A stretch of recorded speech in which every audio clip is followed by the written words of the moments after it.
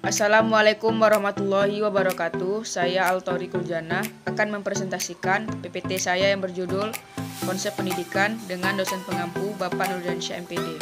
Pada konsep pendidikan ini saya akan membahas 3 subjudul. Yang pertama konsep pendidikan, yang kedua karakteristik alat pendidikan, dan yang ketiga jenis-jenis alat pendidikan. Yang pertama itu konsep pendidikan. Konsep pendidikan merupakan rancangan atau ide yang wajib diwujudkan atau diterapkan berkaitan dengan suatu konsep pendidikan. Dalam konsep pendidikan ini kita harus mengetahui pengertian dari pendidikan dan tujuan dari pendidikan. Adapun pengertian pendidikan adalah usaha yang sengaja, secara sadar dan terencana untuk membantu meningkatkan perkembangan potensi dan kemampuan anak agar bermanfaat bagi kepentingan hidupnya. Adapun tujuan pendidikan nasional tercantum dalam Undang-Undang Sistem Pendidikan Nasional Nomor 20 Tahun 2003. Dua karakteristik alat pendidikan terbagi menjadi dua. Yang pertama karakteristik alat pendidikan material dan kedua karakteristik alat pendidikan non-material. Karakteristik alat pendidikan material, Muharram A berpendapat bahwa alat pendidikan kebendaan atau material seperti gedung, perabot, dan perlengkapan lainnya berkaitan dengan kegiatan pendidikan di sekolah.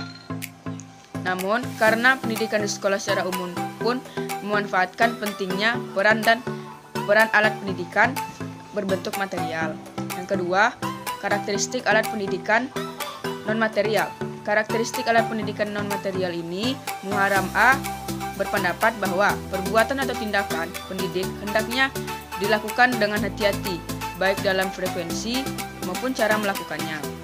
Yang ketiga, jenis-jenis alat pendidikan terbagi menjadi 5. 1. Pembiasaan, 2. Pengawasan, 3. Perintah, 4. Larangan, dan 5. Hukuman. Yang pertama yaitu pembiasaan.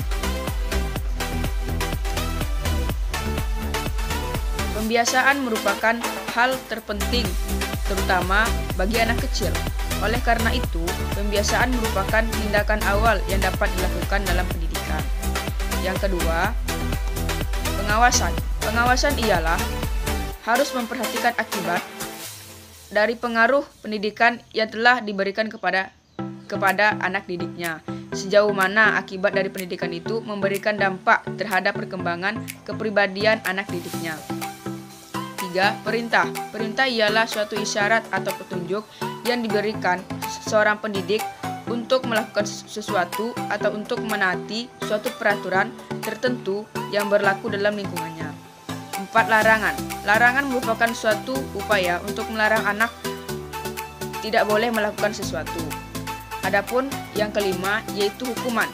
Hukuman adalah suatu perbuatan yang dengan sabar sengaja menyebabkan penderitaan bagi seseorang, biasanya yang lebih lemah dan dipercayakan kepada pendidik untuk membimbing dan dilindungi. Kesimpulan dari presentasi saya ini ialah 1. Konsep pendidikan merupakan usaha yang sengaja secara sadar berupa pengalaman yang berkaitan dengan komunikasi yang bertujuan untuk membantu dalam meningkatkan perkembangan kemampuan anak. 2. Karakteristik alat pendidikan diartikan sebagai persyaratan atau berbagai kondisi ideal alat pendidikan, baik yang berkaitan dengan alat pendidikan bentuk material maupun non-material yang digunakan dalam kegiatan pendidikan. Demikianlah presentasi saya, lebih dan kurang saya mohon maaf. Saya akhiri. Assalamualaikum warahmatullahi wabarakatuh.